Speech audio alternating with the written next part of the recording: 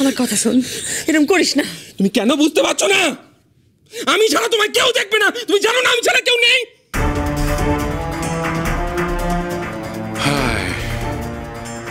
আমার সাজানো বাগান চোখের সামনে শুকিয়ে গেল।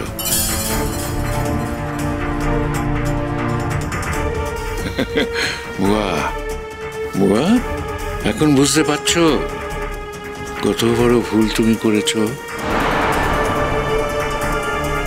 সেই ভুলেরই মাসুল দিতে হচ্ছে তোমাকে। হ্যাঁ বাবা,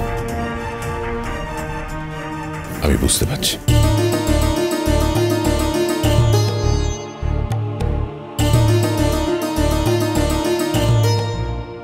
কিন্তু বাবা, আমার যা ক্ষতি হওয়ার হোক, এই পরিবারের কোনো ক্ষতি আমি হতে দেব না। That's a promise. এই অনিন্দ আমার দিকে ওরকম করে তাকিয়ে আছে। আমার খুব ভয় করছে। আমার সত্যি মনে হচ্ছে মেরে ফেলবে। অনিন্দ প্লিজ প্লিজ।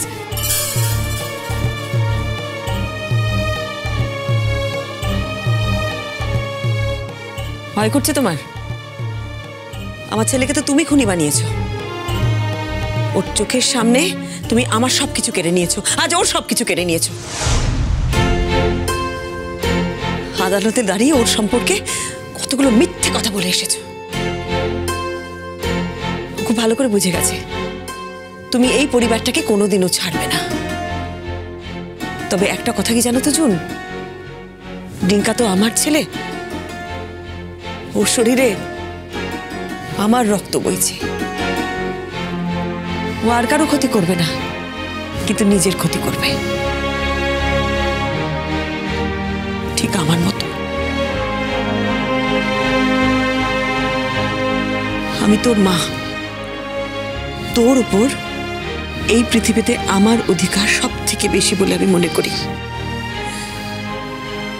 আমি তোকে অনুরোধ করছি, উপরে চল। আমার কথাটা রাখ, উপরে চল।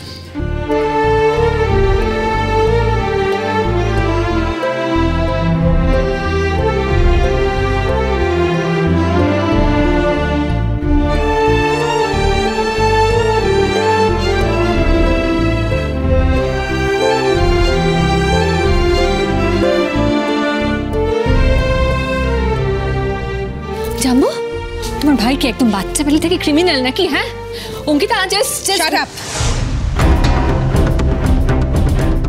প্লিজ জুনান্টি, একটু নিজেকে বদলানোর চেষ্টা করো। আর যদি একান্তই নিজেকে বদলাতে না পারো, অ্যাটলিস্ট পাপার লাইফ থেকে বেরো। একটা ফ্যামিলির তুমি আর কত ক্ষতি করবে? জাম্বো তুমি প্লিজ তোমার কি হচ্ছে? জুনান্টির সঙ্গে এইভাবে কথা বলছো কেন? She still traumatized. দেখলে তো ডিকা কিভাবে অ্যাটাক করতে এলো। প্লিজ অনিরুদ্ধ, চুপ করো প্লিজ। প্লিজ আমাকে কোনো কথা বলতে এসো না। তোমার কোনো কথা তো আমি বলতে যাই না। বাড়ির বড় ছেলে হিসেবে তোমারই তো প্রোটেস্ট করা উচিত, সেটা তো তুমি করতে পারছো না। কিন্তু আমি আমার ভয়েস রেজ করবোই। আমার যেটা খারাপ মনে হবে, আমি যেটা বিশ্বাস করি, সেটা আমি বলবোই। অ্যাকচুয়ালি জুনান্টি, আই জাস্ট রিয়েলাইজ যে পাপার ঘাট থেকে তুমি কোনোদিনই নামবে না। যদি নাই নামো, প্লিজ নিজেকে বদলানোর চেষ্টা করো। দেখবে আখেরে তোমারই ভালো হচ্ছে। Just try it.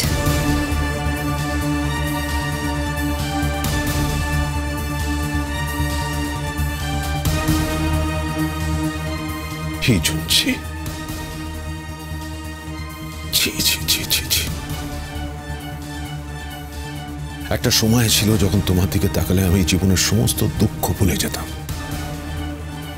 আর আজ আমার জীবনের সমস্ত দুঃখ, তার কারণ শুধু তুমি।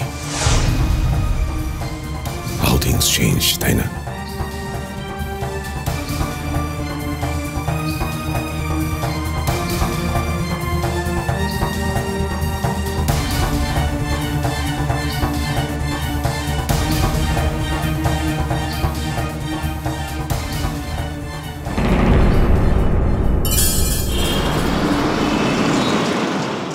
ইয়োর অনার, সেই মানুষটাকে আজকে আমি ডেকে নিতে চাইবো এই সংকল্প চ্যাটার্জি হত্যায় যিনি সব থেকে বেশি ক্ষতিগ্রস্ত হয়েছেন, সংকল্প চ্যাটার্জির স্ত্রী অর্ণা চ্যাটার্জিকে। আপনার অনুমতি সাপেক্ষে। অনুমতি দেয়া হলো।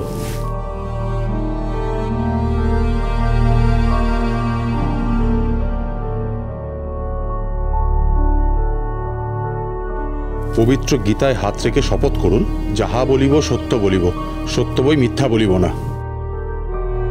যাহা বলিব সত্য বলিব, সত্য বই মিথ্যা বলিব না।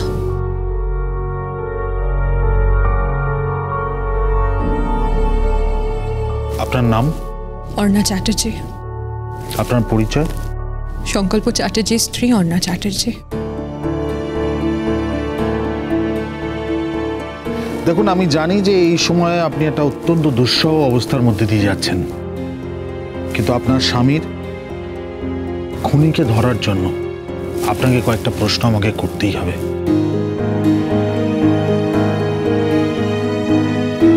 আশা করি এ বিষয়ে আপনি আমাকে পূর্ণ সহযোগিতা করবেন।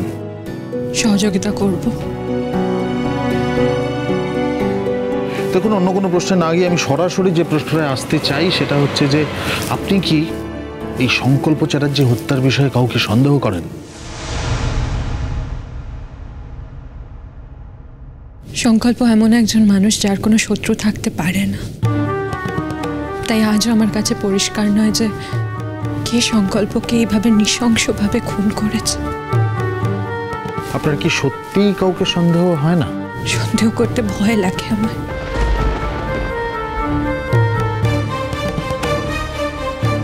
ভয় লাগে?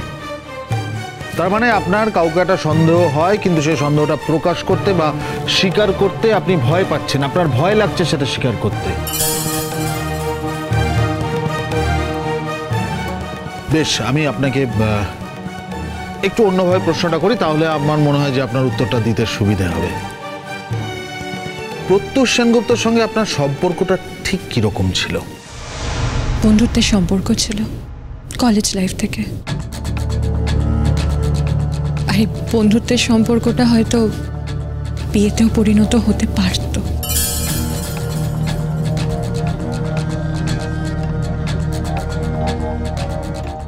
হতে পারতো, তা হলো না কেন? আমার বাবার আপত্তি ছিল। প্রত্যুষের ফ্যামিলির সঙ্গে আমার ফ্যামিলির একটা স্টেটাসের ডিফারেন্স ছিল, তাই আমার বাবার আপত্তি ছিল।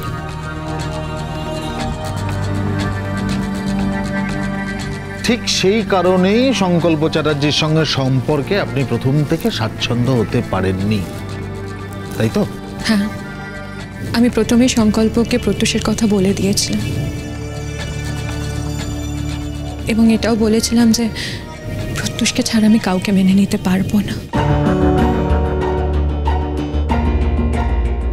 এবং তারপরেই আপনারা এদেশে ফিরে আসেন, তাই তো? হ্যাঁ, সংকল্প আমাকে বলেছিল আমিলিয়া বলে একটা মেয়ের সঙ্গে ওর সম্পর্ক ছিল, এবং ওর ফ্যামিলি প্রেশারের জন্য ও এই বিয়েটা করতে বাধ্য হয়েছিল। ও বলেছিল আমিলিয়াকে ছাড়া কাউকে মন দিতে পারবে না। আর সংকল্পের এই কথাটা আমি অন্তর থেকে বিশ্বাস করেছিলাম। তাই কলকাতা ফিরে আসার পর আপনারা দুজনে ডিভোর্স করার সিদ্ধান্ত নেন। এক্স্যাক্টলি, আমরা ডিভোর্স পেপার জমাও দিয়ে দিয়েছিলাম। তা আপনার মনটা বদলালো কি করে? মানে আপনি তো প্রায় একদম ঠিকই করে ফেলেছিলেন। হ্যাঁ, আমি ঠিক করে ফেলেছিলাম যে আমি সংকল্পের স্ত্রী হয়ে বাঁচতে চাই।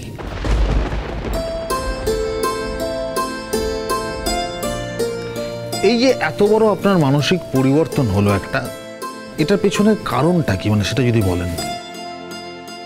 3টে কারণ ছিল। প্রথম কথা, আমি বুঝতে পেরেছিলাম সংকল্পের মতন মানুষ আমি আমার জীবনে আর দ্বিতীয় পাবো না। দ্বিতীয় কারণ, আমি জানতে পেরেছিলাম যে যাতে আমার কোনো গিল্ট ফিলিং না হয়, সেই জন্য আমিলিয়া বলে একটা কাল্পনিক চরিত্র তৈরি করেছিল সংকল্প। কিন্তু আমিলিয়া বলে কেউ নেই। আর তৃতীয় কারণ, সংকল্প আমাকে প্রাণের চেয়েও বেশি ভালোবাসত। ওকে কাছ থেকে দেখতে দেখতে কখন আমি ওর প্রতি দুর্বল হয়ে পড়েছিলাম, কখন ওকে ভালোবাসতে শুরু করে দিয়েছিলাম, আমি সত্যি জানি না। মাঝে সংকল্পের খুব শরীর খারাপ হয়েছিল, ক্রিটিক্যাল কন্ডিশন ছিল। তখন আমি বুঝতে পেরেছিলাম যে আমি সংকল্পকে ছাড়া থাকতে পারবো না। আপনার এই মনে হওয়ার কথাটা আপনি প্রথম কাকে জানান? আমার বাবা মায়ের সঙ্গে কোনো যোগাযোগ ছিল না। সংকল্প আর আমার বাইরে একমাত্র প্রত্যুষ সেনগুপ্ত ছিল। তাই আমার এই মন বদলে যাওয়ার কথাটা আমি সবার আগে প্রত্যুষকেই বলি। শুনে প্রত্যুষ সেনগুপ্ত খুব আপসেট হয়ে গেছিলেন? যেমন আপসেট হয়েছিল তেমন খুশিও হয়েছিল। সংকল্পের সঙ্গে আমার সম্পর্কটা রিভাইভ হচ্ছিল। অন্তত তখন আমার মনে হয়েছিল প্রত্যুষ সংকল্পকে খুব ভালো বন্ধু মনে করত এবং ভালোবাসত। সংকল্প প্রত্যুষকে খুব ভালোবাসত। ওদের দুজনকে যারা কাছ থেকে দেখেছে তারা সেই কথাটা জানে।